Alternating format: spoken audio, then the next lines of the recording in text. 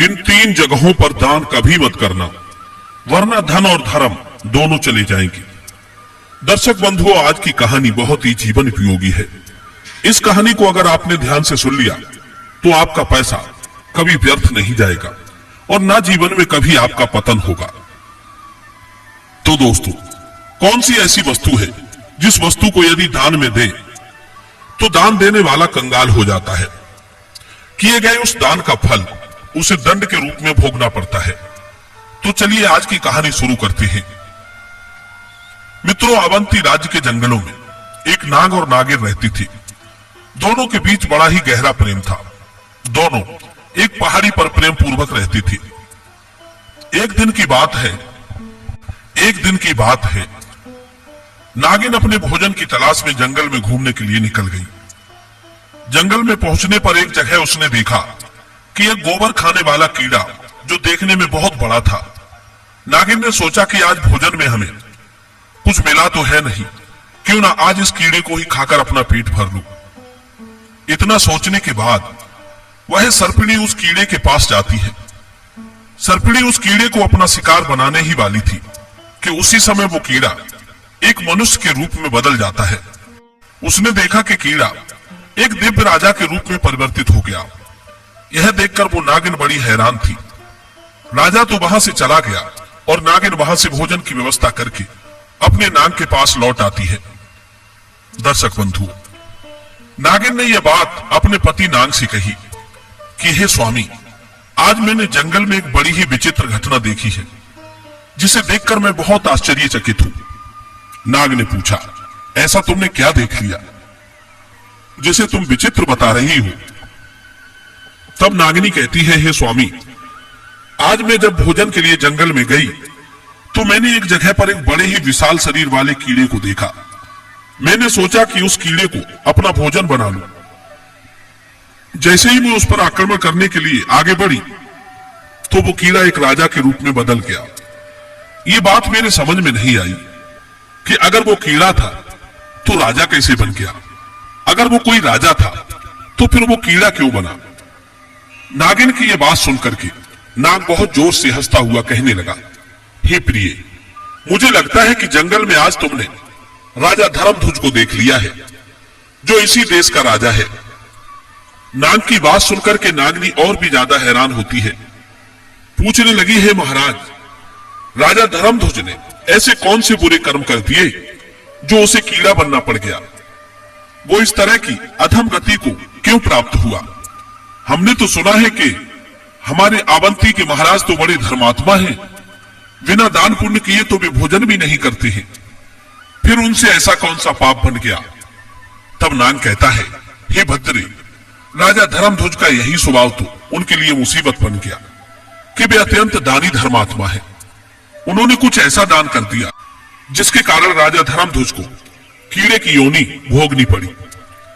तब नागिन कहने लगी, महाराज, मेरी समझ में कुछ नहीं आया, मुझे विस्तार से समझाइए कि राजा धर्मध्वज के साथ ऐसा कैसे हो गया?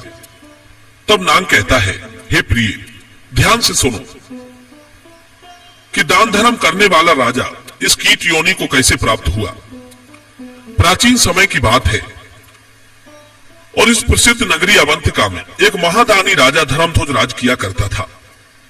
राजा धर्मध्वज इतने बड़े दानी थे कि जब तक वे अपने द्वार पर आए हुए भूखे भिखारी और याचकों को भोजन नहीं करा देती थी, तब तक स्वयं भी भोजन नहीं करती थी। ये उनका रोज का नियम था। पूरे राज्य में उनकी खूब प्रशंसा होती थी। नाग बोला, हे नागिनी, वो राजा तो बड़ा धर्मात्मा था, पर उसके दान धर्म करने का भी एक नियम था। वो एक निश्चित समय तक ही दान बांटता था।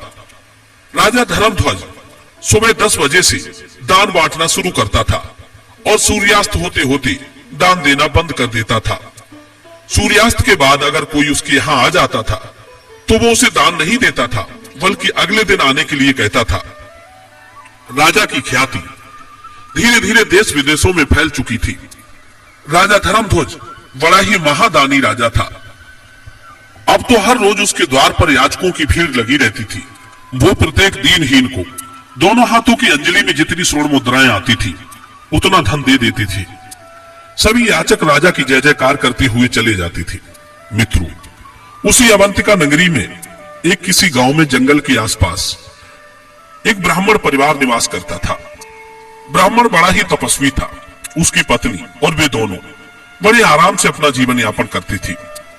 दोनों की स्थिति बहुत ही गरीब थी, परंतु ब्राह्मण बड़ा तपस्वी था। वो कहीं भिक्षाटन के लिए नहीं जाता था। उसे अपनी मेहनत से जो कुछ भी मिलता था उसी को खाकर अपना समय काट लेता था और उसके बाद अपना समय ईश्वर भजन में बिताता था। एक दिन ब्राह्मण पत्नी ने अपने पड़ोस में जाकर किसी के मुंह से सुना कि महाराज धर्मध्वज बड़े ही दानी राजा हैं। ब्राह्मणी पड़ोसन से ये बात सुनकर आई और अपने पति से आकर कहने लगी कि हे पति देव, मैंने सुना है कि अवंती के राजा धर्मध्वज बड़े ही दानी राजा हैं। उनके द्वार से आज तक कोई निराश लौटकर नहीं गया है। क्यों ना आप भी महाराज के दरबार में चले जाइए और राजा से दान ले आना। राजा जो धन हमको देंगे उससे हमारी सारी गरीबी मिट जाएगी। ये बात जब ब्राह्मण ने सुनी तो कहने लगा, देखिए, मेरी जिंदगी का आधा भाग तो बीत चुका है और आधी जिंदगी शेष बची है। वो भी मैं जैसे तैसे काट लूंगा, पर मैं किसी के द्वार पर हाथ फैलाने नहीं जाऊंगा। तब ब्राह्मणी बोली कि महाराज, आप कैसी बातें करते हो? जब आपका राजा दान दे रहा है तो प्रजा को दान लेने में कोई बुराई नहीं होती। और फिर हम तो ब्राह्मण ही हैं, हमारा धर्म है दान लेना। मैं कहती हूं कि तुम राजा के पास अवश्य जाओ। अपने परिवार का अच्छे से पालन पोषण करने की जिम्मेदारी हर गृहस्थ की बनती है। हर गृहस्थ व्यक्ति का यह धर्म है कि वो अपने परिवार को सुखी रखे, उसे हर सुख सुविधा प्रदान करे। जो लोग ऐसा नहीं करते हैं उन्हें भी परिवार का भरण पोषण न करने के कारण पाप लगता है। मित्रों, यह बात जब ब्राह्मण ने सुनी तो ब्राह्मण कहने लगा, ठीक है, यदि तुम कहती हो तो मैं अवश्य राजा के दरबार में जाऊंगा। मित्रों, पत्नी के आग्रह पर ब्राह्मण देव राजा धर्मध्वज के दरबार के लिए चलती है। शाम का समय था। चलते चलते ब्राह्मण को शाम हो गई। इधर राजा धर्मध्वज के दान देने का एक निर्धारित समय था।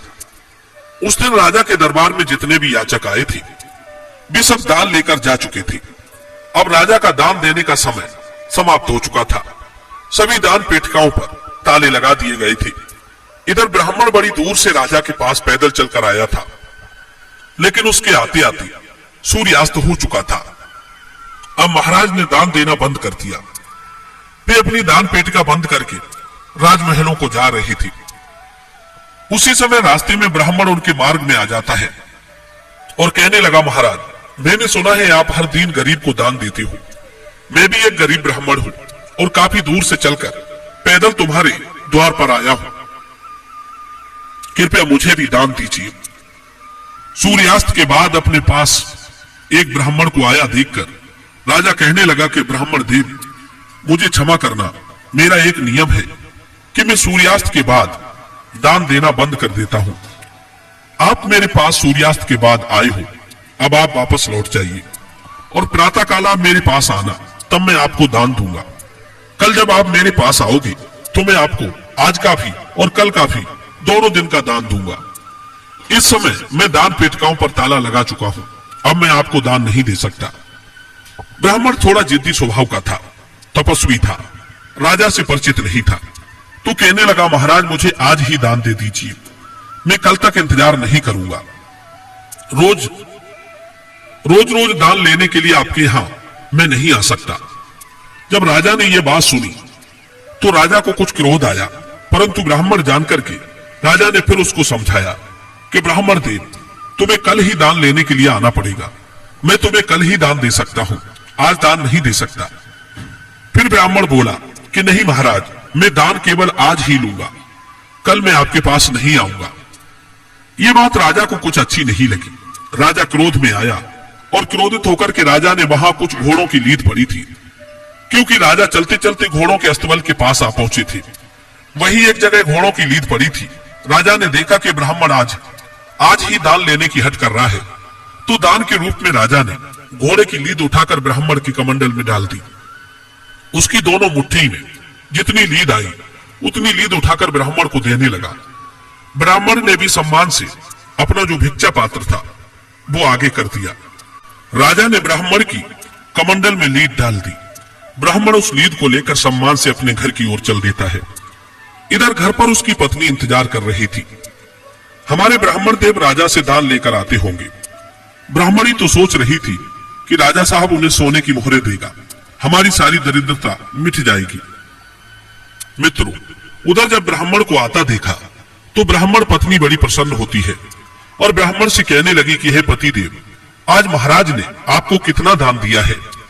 मैं तुमसे कहती थी ना कि महाराज के दरबार में जाओ, महाराज हमारी गरीबी मिटा देंगे। ये बात सुनकर के ब्राह्मण बोले, देवी, दान देने वाले ने दान दे दिया और मैंने उसे ले भी लिया। तुम एक काम करो, इस स्थान को गोबर से लीप दो, तब मैं तुम्हें राजा के द्वारा दिया गया दान दिखाऊंगा, नहीं तो यह दान अपवित्र हो जाएगा। मित्रों, बड़ी खुशी के साथ ब्राह्मण पत्नी ने उस जगह को लीप दिया और उस जगह पर एक दीपक जलाकर रख दिया और वहीं जाकर बैठ गई।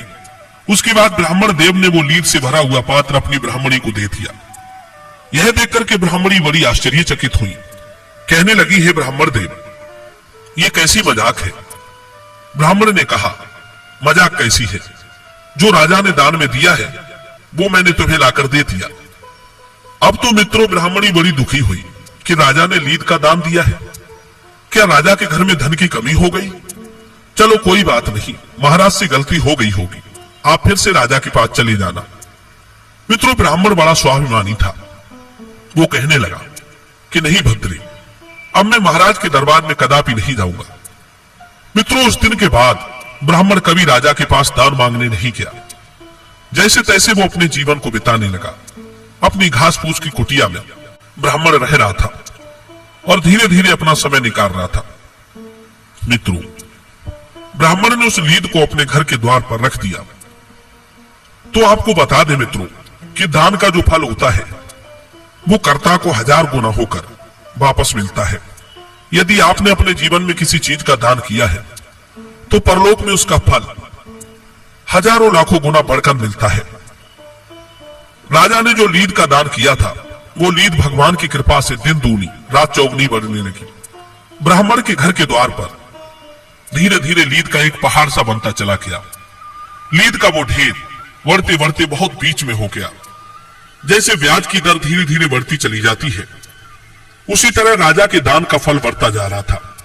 कुछ ही समय में वो एक विशाल टीला सा बन गया था। ब्राह्मणी और ब्राह्मण उस दृश्य को रोजाना देखते थे। ब्राह्मणी ब्राह्मण से पूछती थी कि हे महाराज, इस लीद का अब क्या होगा, ये तो बढ़ती ही जा रही है। हे नाथ, तुम तो वेदों के ज्ञाता हो, मुझे इसका मतलब बताओ।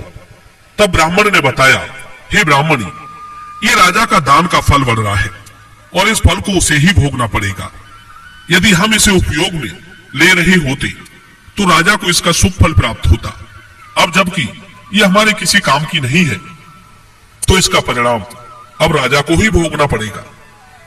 ये बात सुनकर के ब्राह्मणी बड़ी सोच में पड़ जाती है और धीरे धीरे समय बीतता चला जाता है। उस लीद का पहाड़ काफी बड़ा हो गया था। 20-25 वर्षें गुजर गई थी।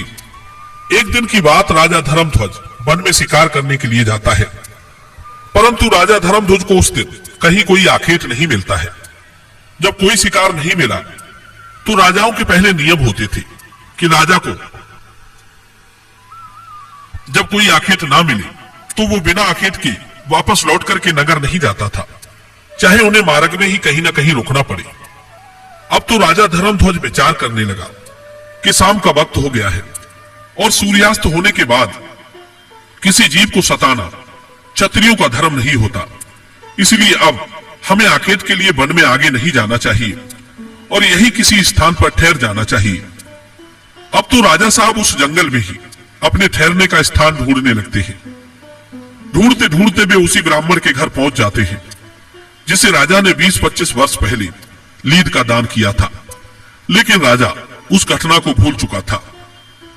इधर नाग अपनी पत्नी को बता रहा था कि हे नागिनी, राजा धर्मध्वज जब उस ब्राह्मण के घर पहुंच गया तो वहां पहुंचकर राजा ने ब्राह्मण से कहा कि हे ब्राह्मण देव, आज मुझे आपके यहाँ ठहरने के लिए स्थान चाहिए। राजा की बात सुनकर के ब्राह्मण कहने लगा, ठीक है, आपका हमारी इस कुटिया में स्वागत है। जो भी रूखा सूखा होगा उससे हम आपका सत्कार करेंगे। मित्रों, राजा को ब्राह्मण पहचान नहीं पाया। उस रात राजा धर्मध्वज उसी ब्राह्मण की कुटिया पर ठहर जाता है। जो भी ब्राह्मण की कुटिया में रूखा सूखा भोजन था, उससे ही ब्राह्मण ने राजा का आतिथ्य सत्कार किया। इस प्रकार से भोजन करने के बाद राजा ने रात वहीं बिताई और इधर जब सवेरा होता है तो राजा की नजर ब्राह्मण की कुटिया के बाहर उसी लीद के ढेर पर पहुंच जाती है, जो अब एक पहाड़ के रूप में बन गया था। उस लीद के पहाड़ को देखकर राजा ब्राह्मण से पूछने लगा कि हे ब्राह्मण देव, आपकी छोटी सी घास फूस की कुटिया के बाहर यह लीद का ढेर कैसा बना हुआ है, जबकि आपकी कुटिया में तो कोई घोड़ा ही नहीं है। क्या वास्तव में आपके पास इतने सारे घोड़े हैं? तब ब्राह्मण ने उत्तर दिया, भैया, हम तो पूजा पाठ तप साधना करने वाले ब्राह्मण हैं, हमें भला घोड़ों से क्या काम। तो राजा कहने लगा, फिर आपके घर के बाहर ये लीद का पहाड़ कैसे है? तब ब्राह्मण उसे समझाते हुए कहते हैं कि देखिए, तुम यदि जानना चाहते हो कि ये लीद का पहाड़ क्यों है, तो इसके पीछे एक बहुत बड़ा रहस्य छुपा हुआ है। मित्रों, अब तो उस रहस्य को जानने की राजा की उत्सुकता बढ़ चली। ब्राह्मण बोला, हे मुसाफिर, 20-25 साल पहले की बात है।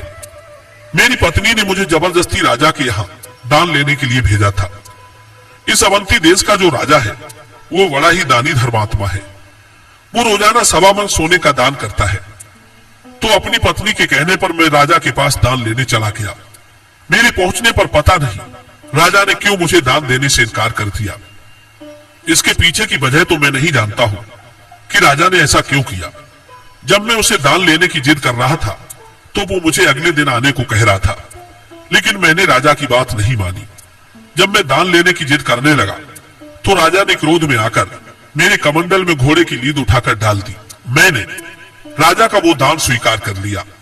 मैं उसे सम्मान सहित लेकर के अपने घर चला आया और मैंने उस लीद को यहां रख दिया, क्योंकि वो लीद मेरे कुछ काम की नहीं थी और दान की वस्तु को मैं कहीं फेंकना नहीं चाहता था। तो राजा ने पूछा, हे ब्राह्मण देव, राजा ने तो तुम्हें थोड़ी सी लीद दान में दी होगी, पर यह तो इतना बड़ा पहाड़ कैसे बन गया? तब ब्राह्मण ने समझाया, हे भाई, हमारे वेद पुराण ये कहते हैं कि अगर कोई दान देने वाला जितना दान देता है उसका 1000 गुना फल उसको वापस मिलता है।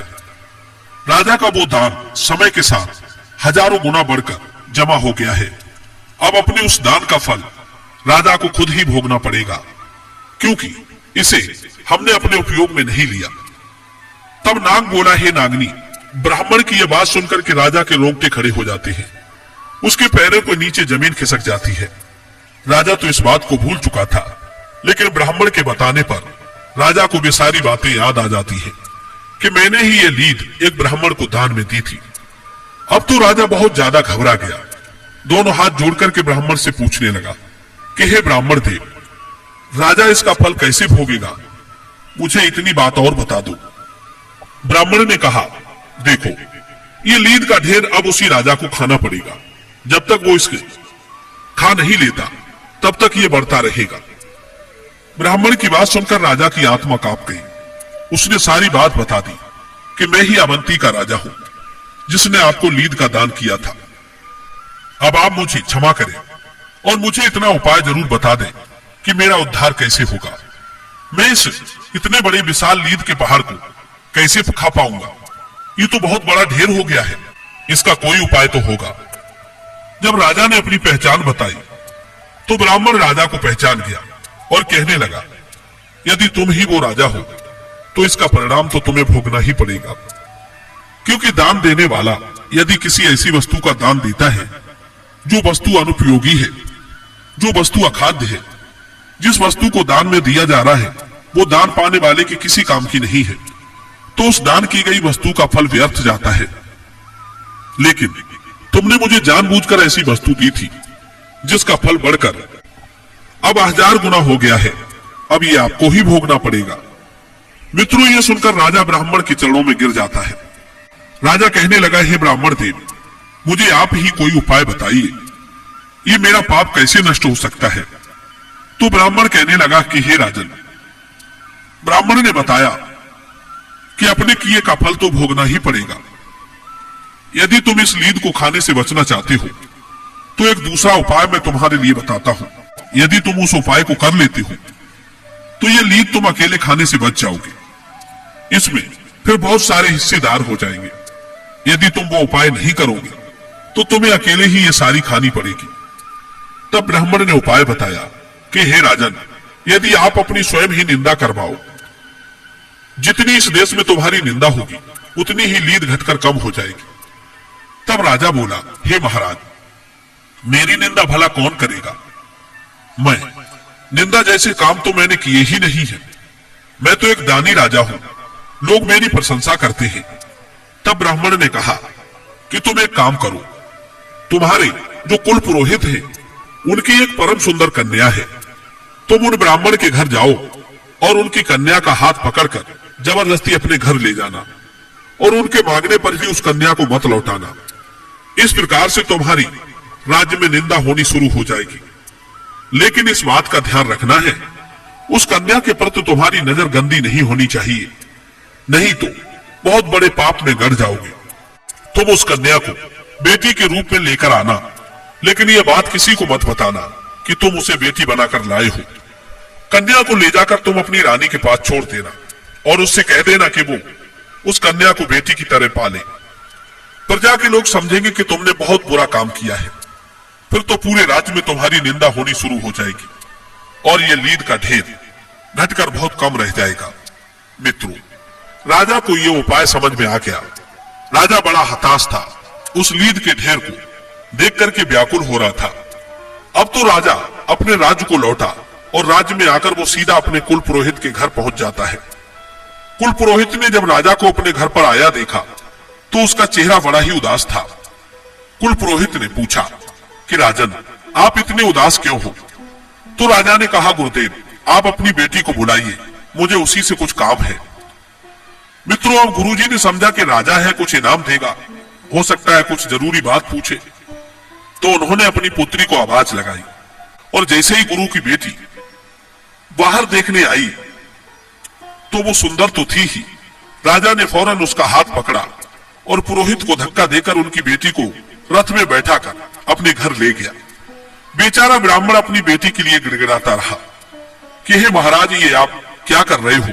ये अन्याय है। लेकिन राजा ने उनकी एक नहीं सुनी और वो चुपचाप उनकी कन्या को लेकर अपने महलों में पहुंच जाता है। महलों में पहुंचकर उसने अपनी रानी से कहा कि महारानी, ये हमारी पुत्री है, इसको कोई कष्ट नहीं होना चाहिए, इसे बड़े प्रेम से पुत्री की तरह रखना है और ये बात किसी को बाहर तुम्हें नहीं कहनी है। रानी ने पूछा भी कि महाराज, तुम इसे लेकर क्यों आए हो? ये तुम्हारे गुरु की बेटी है। तब राजा ने कहा, रानी, तुम चुपचाप तमाशा देखते जाओ, मैं जो कर रहा हूं अपने उद्धार के लिए कर रहा हूं। मित्रों, जब राजा अपने गुरु की कन्या को लेकर के आया था तो पूरे नगर के लोगों ने उसे देखा था। उस समय तो किसी ने कुछ नहीं कहा, लेकिन धीरे धीरे राजा की बुराई होनी शुरू हो गई। पूरे राज्य के लोग उसे राजा की निंदा करने लगे कि राजा तो बहुत ही गंदा व्यक्ति है, जिसने अपने गुरु की बेटी को पत्नी बनाकर जबरदस्ती अपने घर में रख लिया है। हम तो पहले ही कहते थे कि ये राजा बड़ा अन्यायी है, ये लोगों को दान देकर केवल दिखावा कर रहा है। कितना नीच राजा है। इधर नाग बोला, हे नागनी, इस प्रकार से पूरे नगर में राजा की बुराई होने लगी। सब लोग कहने लगे कि ऐसे राजा का क्या भरोसा जो अपने गुरु का ही नहीं हुआ। मित्रों, इधर राजा के नगर में जैसे जैसे राजा की निंदा हो रही थी, वैसे वैसे ब्राह्मण के घर के द्वार पर वो लीद का ढेर कम होता जा रहा था। जो लोग राजा की निंदा कर रहे थे वो लीद के उस ढेर में हिस्सेदार होते चले जा रहे थे। धीरे धीरे उस लीद का संपूर्ण ढेर कम हो गया और केवल जितनी राजा ने दान में दी थी उतनी ही लीद का ढेर रह गया। राजा कुछ दिनों के बाद वहां जाता है तो देखता है कि ब्राह्मण के घर के आगे लीद का ढेर तो अब थोड़ा सा ही बचा है। मित्रों, राजा का यह हाल हो गया था कि वो जिस रास्ते से निकलता था उसी रास्ते से राजा को घृणा भरी दृष्टि से देखा जाता था। एक दिन राजा जब उस ब्राह्मण के द्वार पर पहुंचा है तो उसने देखा कि लीद का ढेर सिर्फ उतना ही रह गया था जितना कि उसने दान किया था। यह देखकर राजा बड़ा खुश होता है। वो एकदम से ब्राह्मण के चरणों में गिर पड़ा और बोला, महाराज आपने पहाड़ जैसी लीद का ढेर तो खत्म करवा दिया। जिन जिन लोगों ने मेरी निंदा की होगी उनके हिस्से में वो लीद चली गई होगी, लेकिन ये थोड़ी सी शेष रह गई है। अब इसका भी कोई ना कोई उपाय बता दो। तब ब्राह्मण ने बताया, हे राजन, यह जो लीद रह गई है ये तुम्हारे हिस्से की है। तुम्हें इसे किसी न किसी जन्म में खाना ही पड़ेगा।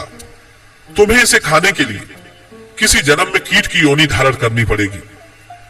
तब राजा बोला, महाराज कोई ऐसा उपाय बता दो जो ये खत्म भी हो जाए। तब ब्राह्मण एक उपाय बताता है कि राजन, मेरा एक गुरु भाई है, तुम्हारी इसी नगरी में रहता है। वो बड़ा ही विद्वान और ईश्वर भक्त है। वे दोनों पति पत्नी बड़े ही सज्जन हैं, हर समय ईश्वर के ध्यान में लगे रहते हैं। लगता है उन दोनों ने तुम्हारी बुराई नहीं की होगी। यदि वो दोनों तुम्हारी आलोचना करती तो ये लीद का ढेर आज ही समाप्त हो जाता। मित्रों, ये बात सुनकर के राजा कहने लगे, ठीक है, मैं वो भी प्रयास करके देखता हूं, मैं उनसे भी अपनी निंदा करवाता हूं। मित्रों, अब तो राजा ने अपना भेष बदल लिया और भेष बदल करके अवंतिका नगरी में उसी ब्राह्मण के घर पहुंच जाते हैं। ब्राह्मण के घर आए तो ब्राह्मण ने राजा का बड़ा स्वागत किया और बैठने के लिए उचित आसन दिया। उस आसन पर राजा बैठ जाता है, परंतु राजा के मन में भीतर ही एक बड़ा विचार चल रहा था। तो राजा ने उस ब्राह्मण से कहा कि ब्राह्मण देव, मैंने सुना है यहां का जो राजा है वो बड़ा अन्यायी है। ब्राह्मण देव कहने लगे, होगा मुझे नहीं पता, क्योंकि उसने अपने गुरु की पुत्री को बलपूर्वक अपने घर में रख लिया है। ब्राह्मण बोला, मुझे नहीं पता। राजा अपने ही मुख से अपनी बुराई करने लगा, कहने लगा, बताओ, अपनी गुरु की पुत्री को अपने घर में रख लिया है, ये कहां का न्याय है? बड़ा ही दुष्ट राजा है। ब्राह्मण देव बोले, भाई मुझे नहीं पता, और ये सब बातें मुझे क्यों सुना रही हो? मैं इन चीजों में ध्यान नहीं रखता हूं। जब राजा ने बार बार उस ब्राह्मण को उकसाया राजा की आलोचना करने के लिए, फिर भी उसने आलोचना नहीं की। तब ब्राह्मण ने देखा कि यह व्यक्ति राजा की बहुत निंदा कर रहा है और ये चाह रहा है कि मैं भी राजा की निंदा करूं। जरूर कोई विशेष बात है। तब ब्राह्मण ने अपने तपोबल से देखा तो समझ गया कि यह तो स्वयं यहाँ का राजा है और मुझसे अपनी आलोचना करवाना चाहता है, क्योंकि इसने ऐसी वस्तु दान में दी है जिसका पाप इसे भोगना पड़ेगा, और ये चाहता है कि मैं इसकी निंदा कर दूं तो उसका पाप मुझे मिल जाए। यह तो अपने पाप में मुझे सम्मिलित करना चाहता है। तब ब्राह्मण कहने लगे, राजन, मैं तुम्हें पहचान गया हूं। भलाई इसी में है कि आप मेरे यहां से वापस लौट जाइए। मैं कभी किसी की आलोचना नहीं कर सकता, कभी किसी की बुराई नहीं करता हूं। तुम्हारा पाप तुम्हें भोगना ही पड़ेगा। ब्राह्मण ने फटकार कर राजा को वहां से भगा दिया। मित्रों, निराश होकर के राजा वहां से लौटकर चला आता है और उसी ब्राह्मण के घर आया जहां वो लीद का ढेर लगा हुआ था। ब्राह्मण के चरणों में आकर के राजा गिर पड़ा। राजा कहने लगा, हे ब्राह्मण देव, अब इसका कोई और उपाय नहीं है क्या? तब ब्राह्मण ने कहा, राजन, यदि उन्होंने तुम्हारी निंदा नहीं की तो समझ लो अब तुम्हें ही ये सब खाना पड़ेगा, चाहे जैसे खाओ। मित्रों, ये बात सुनकर के राजा कहने लगा कि हे ब्राह्मण देव, यदि मैंने इसके लिए कोई जन्म धारण किया और उसको तब खाया तो ना जाने कितने जन्मों तक मुझसे पाप होते रहेंगे। क्यों ना आप अपने मंत्र शक्ति से मुझे कुछ समय के लिए एक कीट बना दो, कीड़ा बनकर मैं इस लीद को खा जाऊंगा। ब्राह्मण कहने लगे कि नहीं राजन, मैं तुम्हें कीट भी नहीं बना सकता, इतनी सामर्थ्य मेरे अंदर नहीं है, और ये काम तो विधाता का है। परंतु मैं तुम्हें इतना बता सकता हूं कि यहां से मरने के बाद तुम एक कीट बनोगे, और जब तुम अपने हिस्से की इस लीद को खा जाओगे तब तुम इस श्राप से मुक्त हो जाओगे, क्योंकि तुमने जीवन में कोई पाप नहीं किया है, हमेशा दान दिया है। तुम्हारी महान दानियों में गिनती है। तुमने हमेशा भूखे गरीबों को दान लुटाया है, तुम्हारी महान दानियों में गिनती थी। तुमने हमेशा गरीबों और भिखमंगों को दान दिया है, परंतु तुमसे ये भूल हो गई है, इसलिए तुम्हें ये खाने ही पड़ेगी। कीट तो तुम्हें अवश्य ही बनना पड़ेगा, लेकिन इसको खाते ही तुम अपनी मानव योनि को प्राप्त हो जाओगे। मित्रों, इधर नाग अपनी नागनी को सुनाता है कि हे प्रिय, कुछ दिनों के बाद राजा धर्मध्वज की मृत्यु हो जाती है और मृत्यु के बाद उसे गोबर खाने वाले एक कीड़े के रूप में जन्म मिलता है। और जिस जगह पर वो लीद पड़ी हुई थी उसी जगह पर वो कीड़ा जाकर के लीद खाने लगता है। धीरे धीरे कई वर्षों में उस लीद को वो कीट खा जाता है। लीद को खाते खाते वो कीड़ा बहुत बड़ा हो जाता है। खाते खाते उसने अपने हिस्से की सारी लीद समाप्त कर दी, बस थोड़े बहुत कण शेष रह गए थे। एक दिन वो कीड़ा उन्हीं कणों को खा रहा था। तो इधर नाग अपनी नागनी से कहता है कि हे नागनी, तभी तुम्हारी नजर उस कीड़े पर पहुंच जाती है। उसे देखकर तुमने समझा कि मुझे भोजन मिल गया। जैसे ही तुमने उस पर आक्रमण करना चाहा, वो अपने हिस्से की सारी लीद खाकर समाप्त कर चुका था। उसी क्षण उसका पाप नष्ट हो जाता है और वो मनुष्य रूप में प्रकट हो जाता है और दिव्य देह पाकर वो स्वर्ग को चला जाता है। नाग बोला, हे नागनी, जरूर तुमने उसी राजा धर्मध्वज को देख लिया होगा जिसने क्रोध में एक ब्राह्मण को लीद दान में दे दी थी, जिसके कारण वो एक कीड़े की अधम योनि में पैदा हुआ। मित्रों, कहते हैं जो व्यक्ति अनुपयोगी वस्तु का दान देता है, प्रयासवश दान देता है, क्रोध के वशीभूत होकर के दान देता है, अहंकार बस दान देता है, वो हमेशा पाप का भागी होता है। दान देने से पहले मनुष्य को अपनी अंतरात्मा को टटोलना चाहिए। यदि दान देने की सामर्थ्य नहीं है तो दान नहीं देना चाहिए, और अगर दे तो इस बातों को ध्यान रखना चाहिए, क्योंकि आप क्रोधवश, उपहासवश और किसी अनुपयोगी वस्तु का दान देते हैं या भोजन करते हैं, तो बूढ़ी गाय को दान देते हैं तो देने वाला नरकगामी होता है। जब भी कोई चीज दान में दे तो यह सोच ले कि वो वस्तु उसके किसी न किसी काम में आती हो। यदि नहीं उसके काम में आती है तो वो दान नहीं कहलाएगा। हमारे द्वारा दिया गया दान हमें कई गुना होकर वापस मिलता है, चाहे वो इस जन्म में मिले या अगले जन्म में। यदि हमने किसी के लिए खाने की वस्तु दान की है तो आने वाले कई जन्मों में हमारे लिए कभी भोजन का संकट नहीं होगा। यदि हमने किसी का मजाक उड़ाया है, अहंकार बस दिया है, तो उसका फल हमें कई गुना होकर भोगना पड़ता है।